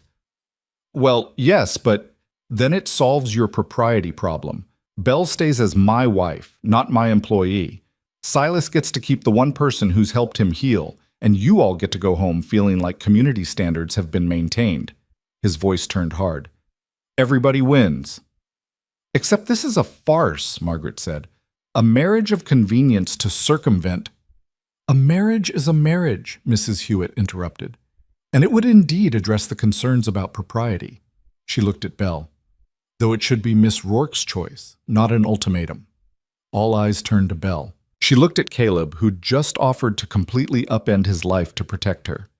At Silas, who was still holding her hand with the stone pressed between their palms. At the crowd of people who'd already decided she wasn't good enough, who'd never give her a fair chance no matter what she did. And she thought about Dalton, about running, about always being one step ahead of judgment, always trying to prove she deserved basic dignity. She was so tired of running. "I need to think about it," she said finally. Caleb nodded. "Fair enough. But I'm not leaving the ranch while I think, and I'm not staying away from Silas. So if that's not acceptable—" She looked at Wright, at Margaret, at the whole assembled town. "Then I guess you'll need to find a marshal willing to drag me out." Wright sighed. "No one is dragging anyone anywhere. This council will need to deliberate, given these new developments." "You do that," Caleb said. "We're going home." He turned and walked back up the aisle, Silas following immediately. Belle hesitated, then went after them, feeling every eye on her back. They were almost to the door when Silas stopped, turned around. looked at the whole assembled crowd with those dark, serious eyes, and raised his hand in the safe sign one more time. Then he followed his father out into the cold. The ride back to the ranch was silent. Silas sat between them in the wagon, head resting against Belle's arm. Caleb drove, eyes forward, jaw tight. When they pulled into the yard, Silas went inside immediately. Belle and Caleb stood by the wagon, neither quite looking at the other. "You didn't have to do that," Belle said finally. "I know. A marriage license, Caleb, it's a piece of paper. It doesn't have to mean anything you don't want it to mean. It means something to you." He was quiet for a long time. "Yeah, it does." "What?" Caleb finally looked at her. "It means I'm done letting other people decide what's right. It means I've watched you fight for my son every single day, and I'm not about to let them take that away. It means—" He stopped, started again. "It means maybe I'm not as alone as I thought I was." Belle's chest ached. "We barely know each other." "I know you show up. I know you don't run when things get hard. I know my son trusts you, and he doesn't trust anyone." Caleb's voice dropped. "That's more than most people learn about each other in years of courtship." "This is crazy." "Probably. People will talk." "Let them." "Caleb, you don't have to decide tonight, or tomorrow, or ever if you don't want to. The application is filed, but nothing happens unless we both sign. I just wanted to give you the option, to stay without judgment, to stop running." Belle looked up at the house, at the warm light in the windows, at the life she'd built here piece by fragile piece. "I need to think," she said. "Take all the time you need." But as she walked inside and found Silas waiting by the stove, the stone back in its place on the kitchen table, she wondered how much thinking there really was to do. She'd already made her choice back in that town hall when she'd refused to leave. Everything else was just figuring out the details. The town's response came 3 days later, delivered by Wright himself instead of being posted publicly. Belle watched him ride up alone, no delegation this time, and wondered if that was a good sign or bad. Caleb met him in the yard. Belle stayed on the porch, close enough to hear but giving them space. "The council's reached a decision," Wright said, dismounting. He looked tired. "It wasn't unanimous. I didn't expect it would be." Wright pulled an envelope from his coat. "Given the unusual circumstances and Mrs. Hewitt's assessment that the boy is showing genuine improvement, the council has decided not to pursue removal of Miss Rourke from the household." Caleb's shoulders dropped slightly. Relief maybe, or just exhaustion. "However," Wright continued, "there are conditions. If Miss Rourke remains as an employee, there must be a third party present at all times. A chaperone, essentially. Someone from town who can verify that everything is proper." "That's ridiculous," Belle said from the porch. Wright looked at her. "It's the compromise, Miss Rourke. The alternative was removal." "Or," Caleb said quietly, "we sign the marriage license." Wright's expression shifted. "That would indeed resolve the council's concerns. Though I have to ask, Mr. Danner, is that really what you want? Marriage is a serious commitment, not just a solution to a political problem. I'm aware of what marriage is, Thomas." "Are you?" Wright's voice wasn't unkind. "Sarah's been gone 2 years. That's not much time to grieve, let alone to—" "Don't." Caleb's voice went hard. "Don't talk about Sarah like you knew what we had. You don't get to tell me what's appropriate mourning." Wright raised his hands. "I'm not trying to. I'm trying to make sure you're thinking clearly. I've never thought more clearly in my life." They stood there in the cold yard, two men who'd probably known each other for decades, separated now by choices and circumstances neither had expected. Wright finally sighed. "The license is legal. If you both sign it and have it witnessed and filed, the council will consider the matter closed. Miss Rourke would be your wife, and therefore beyond our jurisdiction regarding household arrangements." "And if we don't sign?" Belle asked. "Then someone from town stays here, daily, to ensure propriety." "Who would even agree to that?" "Margaret volunteered." Belle laughed, sharp and bitter. "Of course she did." "Miss Rourke, no. Thank you for delivering the council's decision, Mr. Wright, but we'll handle it from here." Wright looked like he wanted to say more, but Caleb's expression stopped him. He nodded, mounted his horse, and rode back toward town. When he was gone, Caleb turned to Belle. So, Margaret as a permanent house guest or a piece of paper that makes you my wife. Those are the options. Some choice. I told you before you don't have to decide anything you don't want to. And I told you I needed time to think. Belle came down from the porch. But I keep thinking, and I keep coming back to the same question. What question? Why are you really doing this? Caleb was quiet for a moment. You want the truth? I wouldn't ask otherwise. Because for 2 years, I've been going through the motions. Getting up, working, trying to hold things together, but not really living, just existing, surviving. He looked at the house.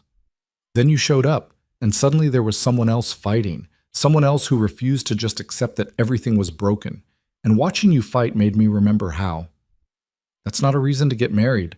Maybe not, but it's a reason to want you to stay. And if marriage is what it takes to make that happen, then fine. We'll figure out the rest as we go. Belle studied his face, looking for doubt or hesitation. All she found was determination and something that might have been hope. You understand this wouldn't be normal. We wouldn't be... I understand that nothing about any of our lives is normal. Why should this be different? People expect things from marriage. Sharing a bed, children, a whole life together. People can expect whatever they want. What matters is what we agree on between ourselves. Caleb moved closer. I'm not asking you to love me, Belle. I'm not even asking you to stay forever if you decide you want to leave someday. I'm just asking you to not let them drive you away. To give us time to figure out what this is without the whole territory watching and judging. That's not how marriage works. Then we'll make it work differently. From inside the house came the sound of Silas moving around, humming. The same tune Belle had taught him, the one that meant safe, the one that brought him back from the dark. He needs you, Caleb said quietly. I need you. And maybe you need us too, even if you don't want to admit it. Belle wanted to argue, to point out all the ways this was insane and impractical and doomed to fail. But standing there in the cold yard, listening to a broken child hum himself whole, she couldn't find the words. If we do this, she said finally, we do it honest. No pretending it's something it's not. No lying to ourselves or each other. Agreed.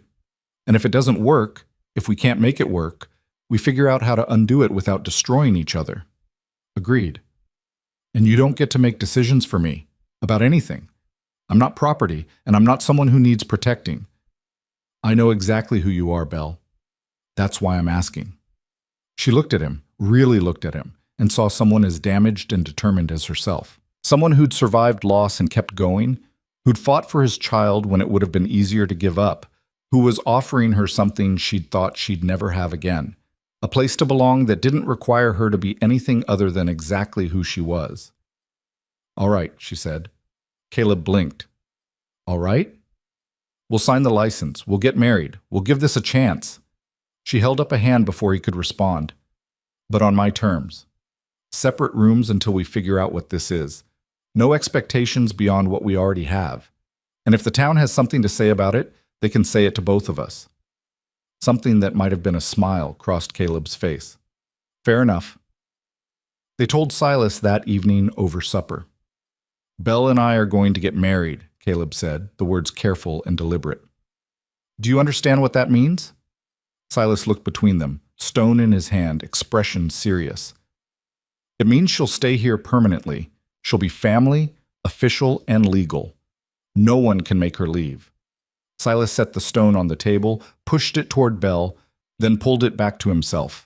The gesture he'd developed over weeks of silent communication. She's mine too, it seemed to say. She stays with us. Then he did something new. He picked up a second stone, one he'd apparently been keeping in his pocket, and placed it next to the first. 2 stones, side by side. Family. Belle's throat closed. Yeah, she managed. That's right, family. Silas nodded once, picked up both stones, and went back to eating his supper like the matter was settled and obvious. Caleb caught Belle's eye across the table, and she saw her own surprise reflected there. The boy who hadn't spoken in 2 years had just given his blessing in the clearest way possible. They signed the license 2 days later in the county seat, with the clerk as witness. No ceremony, no flowers, no guests. just signatures on paper and a stamp that made it official. "Congratulations," the clerk said, bored. "You're legally married. That'll be $2 for the filing fee." Caleb paid. Belle stared at the document with both their names written in official script, declaring them husband and wife under territorial law, and wondered what she'd just done. On the ride back, Caleb broke the silence. "We don't have to tell anyone right away. We can let them figure it out on their own. They'll know as soon as the filing gets posted. That's a week out at least. Gives us time to adjust." "Adjust to what?" "Nothing's changed except a piece of paper." "Everything's changed," Caleb said. "We just haven't figured out how yet."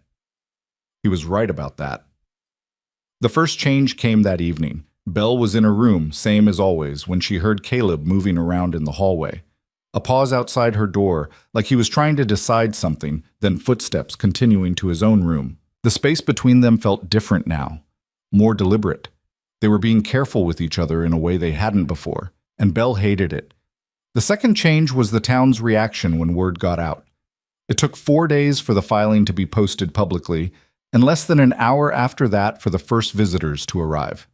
Not an official delegation this time, just neighbors. Curious, skeptical neighbors who wanted to see for themselves whether the marriage was real or just a legal maneuver. "Congratulations on your marriage," Mrs. Patterson said, standing in the doorway with a basket that probably contained some obligatory casserole. Her eyes swept the house, clearly looking for evidence of something. "Thank you," Belle said. "Very sudden, wasn't it? The courtship must have been quite brief." "We've known each other long enough to make a decision." "Still, from employee to wife in just a few months. People will talk." "People always talk," Caleb said, appearing behind Belle. "Doesn't make them right." Mrs. Patterson's smile was tight. "Of course. I wish you both happiness." She left the basket and departed, but Belle could feel the judgment radiating off her like heat. "That's going to keep happening," Caleb said, taking the basket to the kitchen. "I know. They'll be watching, looking for proof that it's not real. Let them look." But it was harder than Belle expected, having the whole town scrutinizing every interaction, every word, every moment. She and Caleb had settled into a comfortable working rhythm over the past months, but now that rhythm felt performative, like they were actors in a play they hadn't rehearsed. Silas, meanwhile, seemed unbothered by the change. If anything, he was more settled. He'd started speaking, though not in the way anyone expected. It happened a week after the marriage, during breakfast. Belle was at the stove, humming. Silas was setting the table. Caleb was outside dealing with a fence that had broken in the night. "Safe," Silas said. Belle spun around. "What?" He looked at her, then at the table, then back at her. "Safe." The word was rough, unpracticed, but clear. Her hands were shaking. "Say it again." "Safe." He pointed at her, then at himself, then at the door where Caleb had gone. "Safe. Safe. Safe." 3 words. The same word 3 times, but it was speech, actual speech, the first words he'd spoken in 2 years. Belle sat down hard in the nearest chair. "Caleb," she called, voice unsteady. "Caleb, get in here." He came running, probably expecting disaster. "What's wrong?" "Tell him," Belle said to Silas. "Tell your father what you told me." Silas looked at Caleb. "Safe," he said. Caleb froze. His face went through about 6 different expressions in rapid succession before landing on something between shock and joy. "You're talking." "Safe." Yes. You're safe. We're all—" His voice broke. He crossed the room and pulled Silas into a hug, something the boy would have fought against months ago. Now he just stood there, arms gradually coming up to hug back. "You're talking," Caleb said again, like he couldn't quite believe it. Over Silas's head, his eyes met Belle's, and in them she saw everything he couldn't say. "Thank you. You did this. We're going to be okay." She looked away, overwhelmed. After that, words came slowly but steadily. Silas didn't talk in sentences or paragraphs. He talked in single words, carefully chosen. Hungry. Cold. Morning. Stone. Each one delivered like a gift, like he was testing whether the world would accept this offering. The world, in the form of Belle and Caleb, accepted every single one. Mrs. Hewitt came back for a follow-up assessment 3 weeks after the marriage. She spent 2 hours at the ranch, observing, asking questions, making notes. Silas spoke to her, halting and brief, but he spoke. When she left, she looked like someone who'd witnessed something she'd need time to process. Her report came a week later, delivered by Wright.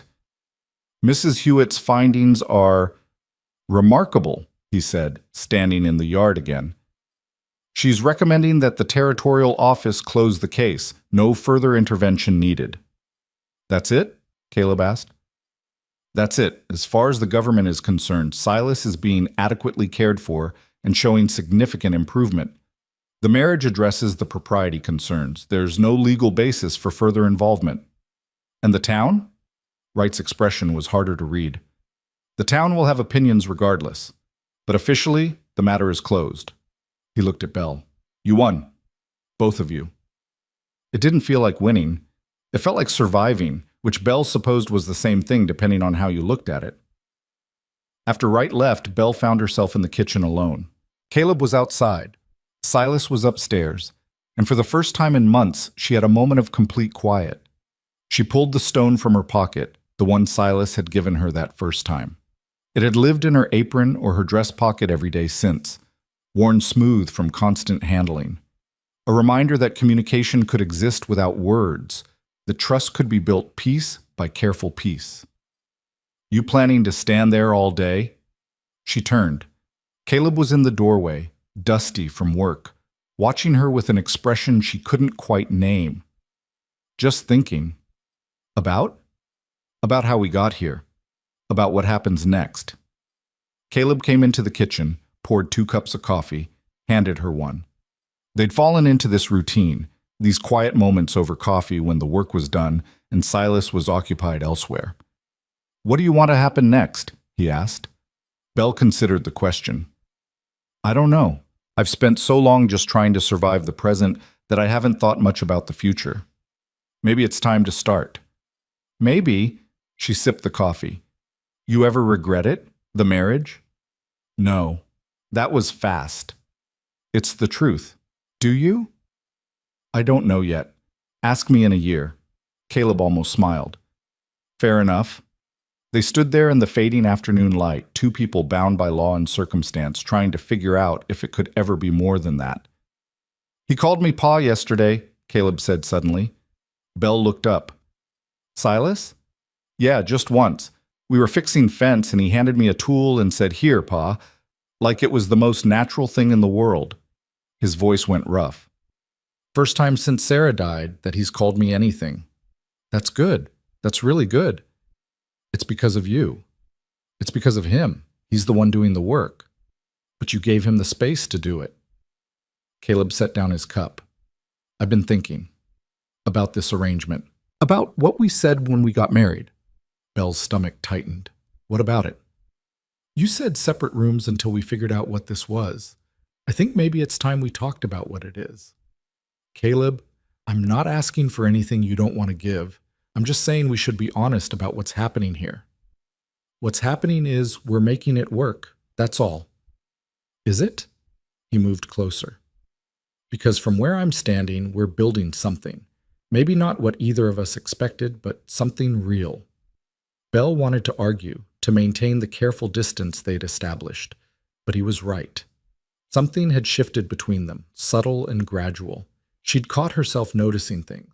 The way he moved, the rare times he almost smiled, the careful way he handled Silas, the moments when he looked at her like she was someone worth knowing instead of just someone filling a role. I don't know how to do this, she admitted. I don't know how to trust someone like that again. Then we learned together. Same as we learned how to help Silas, piece by piece. What if it doesn't work? What if it does? Before Belle could answer, Silas appeared in the doorway. Supper? He asked, the words still new and careful in his mouth. Yeah, Caleb said, stepping back. Supper sounds good.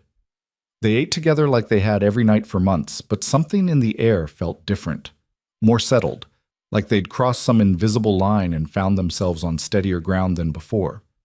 After supper, Silas pulled out his collection of stones. He had dozens now, gathered from all over the ranch, different sizes, colors, textures. He arranged them carefully on the table, a ritual he performed most evenings. "What are you making?" Belle asked. Silas looked at his arrangement, then at her. "Family," he said.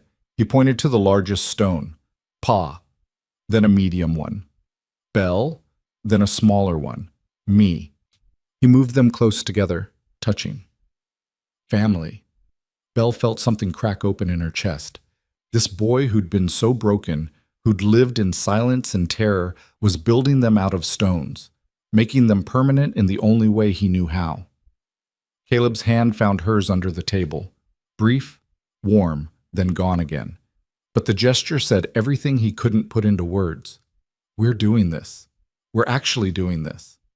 That night, Belle lay in her bed staring at the ceiling, listening to the sounds of the house settling. Caleb's footsteps in his room. Silas turning over in his sleep. The wind outside that never quite stopped. For the first time in longer than she could remember, she felt something other than the constant need to survive. She felt the possibility of something more. Not perfect, not easy, but real. The stone sat on her bedside table, catching moonlight. In the morning, she'd wake up and make coffee. Silas would help with breakfast, saying his careful, precious words. Caleb would come in from the barn, and they'd eat together. The town would keep watching, keep judging, keep waiting for them to fail. And they'd keep proving them wrong. One day, one meal, one stone at a time. Building a family from broken pieces, because that's all any of them had to work with, and somehow it was enough. Spring came late that year, fighting the winter cold for every inch of ground.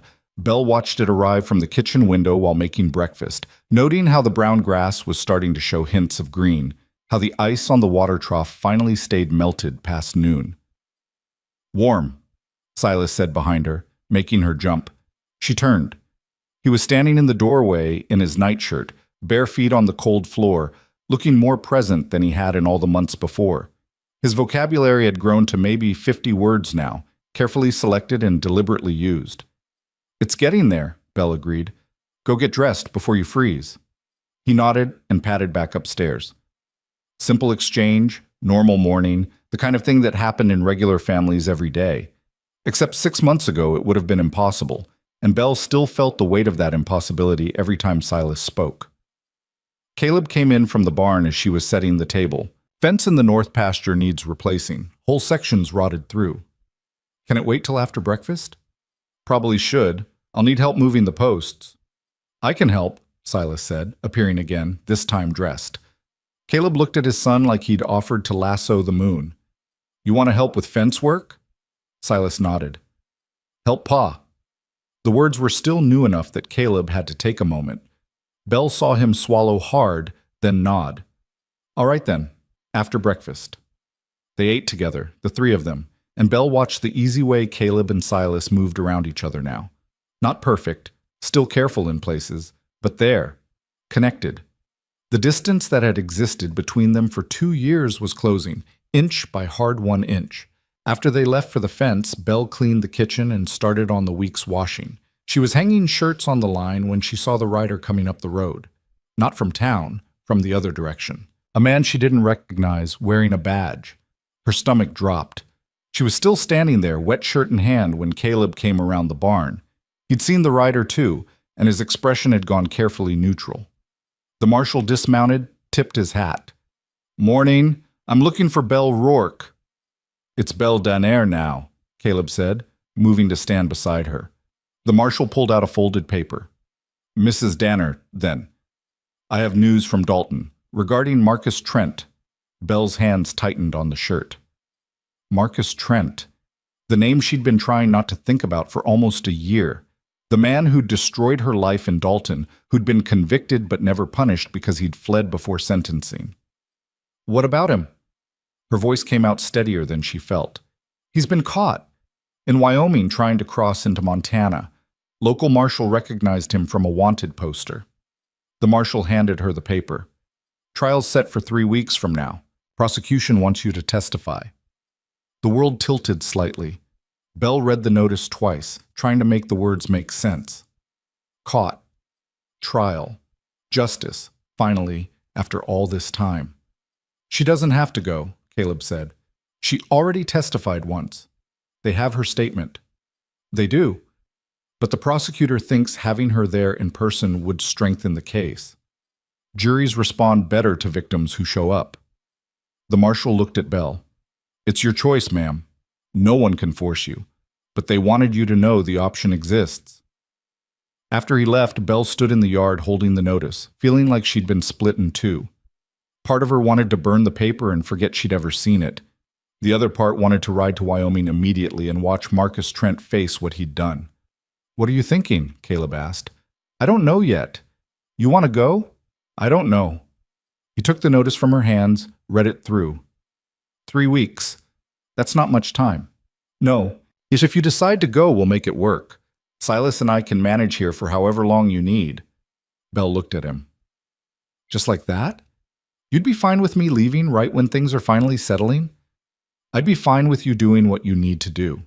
This isn't about me, Belle. It's about you getting closure on something that's been hanging over your head since before you got here. I don't know if I want closure. I don't know if I want to see him again, hear his voice, watch him lie about what he did. Then don't go. Tell the prosecutor to use your previous testimony and let them handle it without you. It should have been simple. Stay here, stay safe, let other people deal with Marcus Trent while she kept building this new life she'd found. But something in Belle's chest was pulling tight, the same thing that had made her walk down that forbidden hallway the first night, that had made her stand up in the town hall and refuse to apologize. She'd spent too long letting other people decide her story. Maybe it was time to write the ending herself. I want to go, she said. I want to look him in the eye and watch him answer for what he did. Caleb nodded like he'd expected that answer. Then we'll get you there. We? You think I'm letting you go alone? After everything? He shook his head. Silas and I are coming with you. Caleb, you can't just leave the ranch for... Wright owes me a favor. He can watch the place for a week. And before you argue, understand this isn't negotiable. You stood up for my son when no one else would. I'm standing with you now. Belle wanted to argue, to point out all the reasons it was impractical and unnecessary. But looking at Caleb's face, she saw the same determination she'd seen in the town hall. He'd made up his mind. All right, she said. We'll go together. They told Silas that evening. He listened carefully, then asked, Bad man? Yes, Belle said. Very bad man. But he's going to be punished for what he did. Good. Silas's expression was serious. Bad men should be punished. They should, Caleb agreed. That's why we're going, to make sure it happens. We all go? All of us. Silas considered this, then nodded. Family, he said. Like that explained everything. Like it was obvious that families stuck together even when things got hard. Maybe especially then. The journey to Wyoming took 4 days by wagon, camping rough at night. Belle had worried about how Silas would handle it. The change in routine, the unfamiliar spaces, the unpredictability of the road. But he surprised her. He seemed almost excited, pointing out things along the way, collecting more stones, sleeping soundly wrapped in blankets under the stars. He's doing better than I expected, Caleb said on the third night, after Silas had fallen asleep. He's stronger than we give him credit for. He learned that from you? Belle poked at the fire. He learned it from surviving, same as all of us. They reached the county seat late on the 4th day. The town was bigger than anywhere Belle had been since leaving Dalton, busy and loud in ways that made her shoulders tense. But Caleb found them a decent boarding house, and the proprietor didn't ask too many questions when they registered as a family. The trial was set for 2 days out. Belle spent those days trying not to think about it, but that was impossible. Every time she closed her eyes, she saw Marcus Trent's face, heard his voice saying she'd wanted it, that she'd led him on, that she was lying about everything. The prosecutor met with her the day before trial, James Hartley, sharp-eyed and efficient, laying out exactly what he needed from her testimony. Tell the truth, simply and clearly. Don't elaborate unless asked.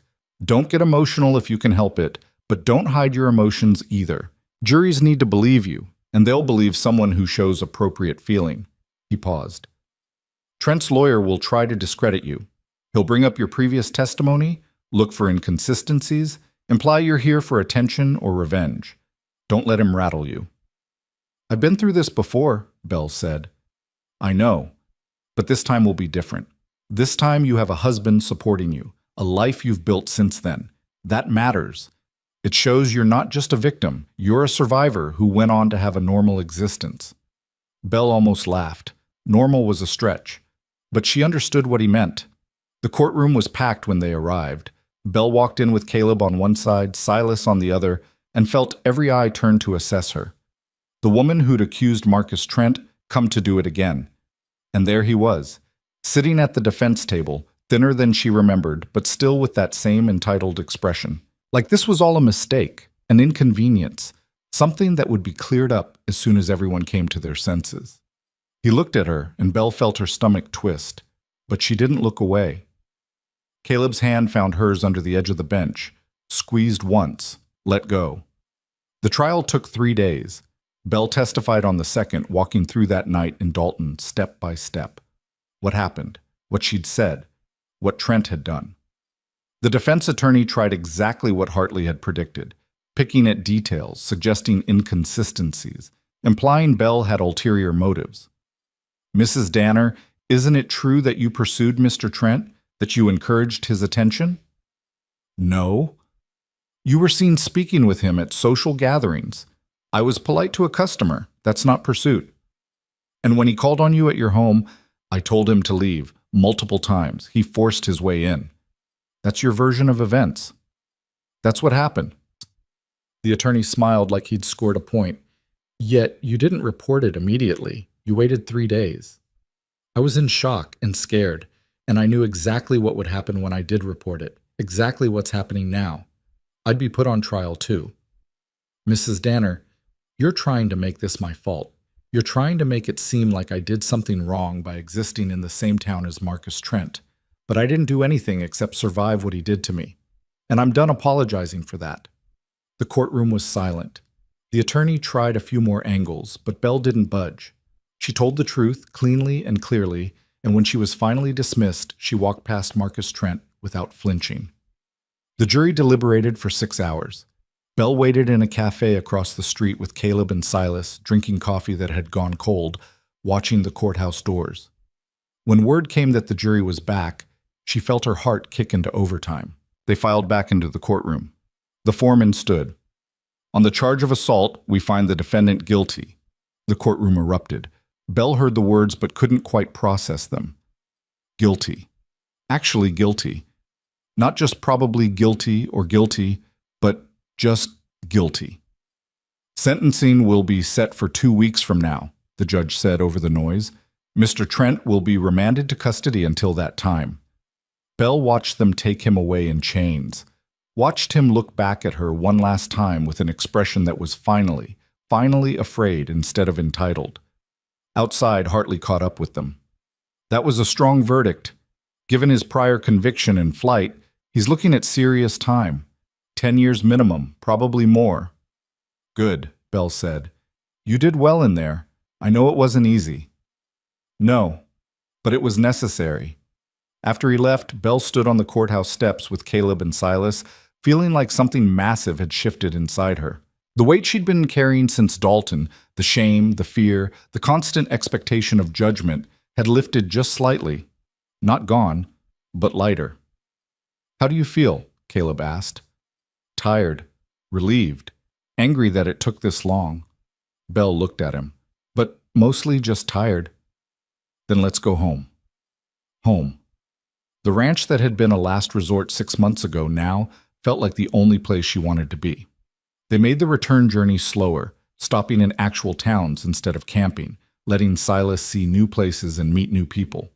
He was cautious but curious, asking questions, learning words, gradually expanding his small world. On the last day, as the ranch came into view across the plains, Silas said, "Home." "That's right," Caleb said. "Home." Belle looked at the weathered house, the sagging barn, the fence line running toward the horizon, and felt something settle in her chest. This place had taken her in when she had nothing. It had given her purpose, given her a child to help heal. given her a man who'd stood beside her when he could have easily stepped back. It had given her a second chance at having a life. Wright was waiting when they arrived, leaning against the porch railing. "How'd it go?" "Guilty verdict," Caleb said, climbing down from the wagon. 10 years minimum." Wright whistled. "That's justice, then." "Yeah," Belle said. "Finally." After Wright left, they unloaded the wagon in comfortable silence. Silas carried his new stones inside, already planning where to add them to his collection. Caleb put the horses away. Belle started unpacking their supplies. It was full dark by the time everything was settled. They ate a late supper, Silas talking more than Belle had ever heard him, telling them about things he'd seen on the journey, asking when they could go somewhere again. "Maybe next year," Caleb said, "if you keep doing well." "I'll keep doing well," Silas promised. Then carefully, "Can I ask something?" "Of course." Are you really married, like other people?" Belle and Caleb exchanged a glance. "We're legally married," Caleb said carefully. "Why do you ask?" "Because you don't." Silas frowned, searching for words. "Other married people sleep in the same room, share things. You don't." Out of the mouths of children. Belle felt heat creep up her neck. "It's complicated," she started. "Why?" "Because we got married for practical reasons originally, to make sure I could stay here." "But you love each other." Silas said it like a fact, not a question. "Silas, you do. I can see it. You look at each other the way Ma used to look at Pa. Before." His eyes moved between them. "So why don't you just be married?" Caleb cleared his throat. "That's a conversation Belle and I need to have privately." "Okay, but you should have it." Silas stood, collected his plate. "I'm going to bed. Good night." He left them sitting there, the question hanging in the air like smoke. "He's not wrong," Caleb said finally. "About what?" "About us." He turned to face her fully. "Belle, we've been dancing around this for months, ever since the wedding, maybe before. Acting like this is just a practical arrangement when both of us know it stopped being that a long time ago." "Caleb, let me finish. I know we said separate rooms, no expectations, figure it out as we go. And we have figured it out. I've watched you with Silas. I've watched you stand up to the whole territory. I've watched you face down your worst nightmare in that courtroom without flinching. And somewhere along the way, I stopped being grateful you were here and started being terrified you might leave." Belle's throat was tight. "I'm not leaving." "I know, but I need you to know why I don't want you to. It's not about Silas anymore, or the ranch, or proving something to the town. It's about you. About wanting to wake up every morning knowing you're here. About wanting to build something real with you, not just something that looks real from the outside." "You love me," Belle said. Not a question. "Yeah, I do. And I'm pretty sure you love me too, even if you're too stubborn to admit it." She wanted to deny it, to maintain the safe distance they'd established. But Silas's words kept echoing. "You look at each other the way Ma used to look at Pa." "I'm scared," she admitted. "Of what?" "Of trusting someone like that again. Of letting myself need someone and having them. I'm not him, Belle. I'm not Marcus Trent. I'm not anyone from Dalton. I'm just a broken man trying to figure out how to be whole again. And I think maybe you're the key to that. Same as I think maybe I'm part of yours." Belle looked at him, really looked at him, saw the man who'd given her a job when she had nothing, who'd defended her to the whole town, who'd ridden 4 days to stand beside her while she faced her past, who'd been patient and steady and present through everything, who loved her, actually loved her. "I don't know how to do this," she said. "Then we'll learn. Same as everything else, piece by piece." "What if we mess it up?" "Then we fix it, together." Belle felt something break open inside her, something she'd been holding tight since Dalton. The fear, the shame, the certainty that she'd never be able to trust anyone again. It didn't disappear, but it loosened enough that she could breathe around it. "All right," she said. "All right? Let's be married, actually married, not just legally, but really."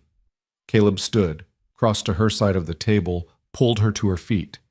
His hands were rough from ranch work, scarred and calloused, but gentle as they framed her face. You're sure? I'm terrified, but I'm sure. He kissed her then, and Belle felt the last of her walls come down. Not all at once, not completely, but enough. Enough to let him in. Enough to start believing in the possibility of something good. When they broke apart, Silas was standing in the doorway in his nightshirt. Finally, he said, grinning. Took you long enough. Thought you were going to bed, Caleb said, but he was smiling. I was, but I wanted to make sure you talked. Silas looked at Belle. You're staying forever now, right? Yeah, Belle said. Forever. Good. That's what family does. He went back upstairs, leaving them alone again. Caleb held out his hand. Come on. Where? Our room. If we're doing this, we're doing it right.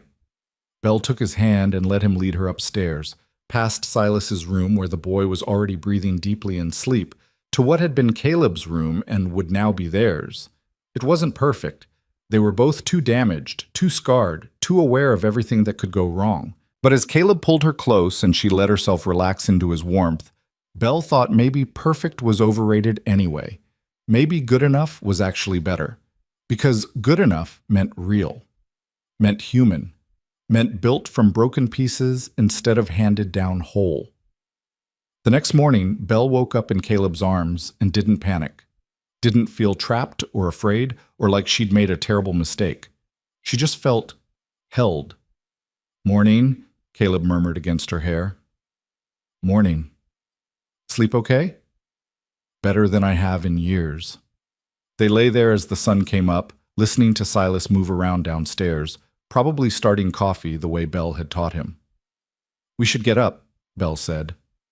Probably. Neither of them moved. Eventually, Silas called up the stairs. Breakfast is ready. They went down together to find the table set, eggs slightly overcooked but edible, coffee, strong and hot. Silas beamed at them with pride. I made everything myself, he announced. You did great, Belle said, meaning it. They ate together, the three of them, and Belle realized this was it. This was the life she'd been running toward without knowing it. Not grand or dramatic, just real. A family built from nothing, held together by choice and determination and love that none of them had expected to find. Over the next months, things settled into a new rhythm.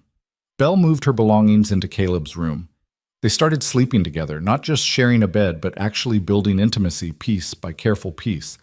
It was awkward sometimes, complicated by trauma and history, but they worked through it. Silas continued improving. His vocabulary grew, his episodes became rare, and he started asking about school, about other children, about the world beyond the ranch. He's ready, Mrs. Hewitt said during her final visit 6 months later. I never thought I'd say this, but he's ready for normal childhood experiences. School, friends, all of it. After she left, Caleb and Belle stood in the yard watching Silas play with his collection of stones, arranging them into elaborate patterns. He's going to be okay, Belle said. Thanks to you. Thanks to all of us. The town's attitude had shifted too. Not completely. There were still people like Margaret who'd never fully accept Belle, but enough that she could walk into the mercantile without being refused service. Enough that other women nodded to her on the street.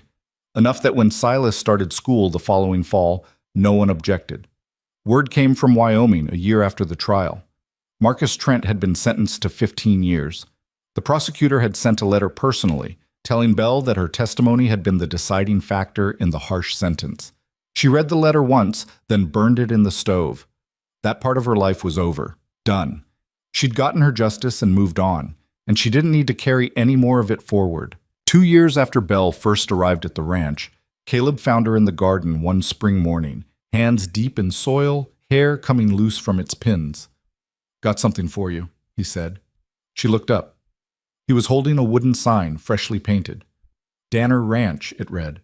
Caleb, Belle, and Silas. Figured it was time to make it official, he said. All 3 names. Equal. Belle felt her eyes sting. You didn't have to do that. Yes, I did. This is your ranch too now. Your home. You built it same as me. He planted the sign at the end of the drive where everyone could see it. Belle stood beside him, and when Silas got home from school and saw it, he grinned so wide it looked like his face might split. All our names, he said. We're really a family. We always were, Belle said. Now it's just official. That night, lying in bed with Caleb's arm around her and moonlight streaming through the window, Belle thought about how far they'd all come. From broken, isolated, barely surviving, to this, to whole, to healing, to home. It wasn't perfect. Silas still had hard days where the trauma caught up with him. Belle still had nightmares sometimes about Dalton. Caleb still carried Sarah's ghost in quiet moments. But they had each other. And they had learned, all three of them, that broken things could be mended, not made perfect, but made whole in a different way, made stronger for having been broken and choosing to rebuild. You asleep? Caleb whispered. No. What are you thinking about?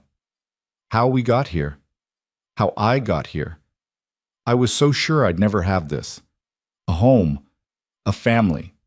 Someone who loved me despite knowing everything. Not despite, Caleb corrected. Because. All of it made you who you are. And who you are is exactly who I love. Belle turned in his arms to face him. I love you too. In case I don't say it enough. You don't say it nearly enough. Then I'll say it more. I love you. I love our life. I love that boy down the hall. I love this ranch and this house and every hard moment that brought us here. Caleb kissed her, slow and deep and full of promise. Forever? He asked. Forever, Belle confirmed. Down the hall, Silas slept peacefully, his collection of stones arranged on the windowsill where the moonlight made them glow. 3 larger ones in the center, touching. Family. Outside, the wind still blew across the plains like it always had. But inside the ranch house, 3 people who'd survived the worst life could throw at them had built something the wind couldn't touch. Something real. Something lasting. Something worth every scar and struggle it had taken to get there. A family. Broken and mended, imperfect and whole, choosing each other every single day. And that was more than enough.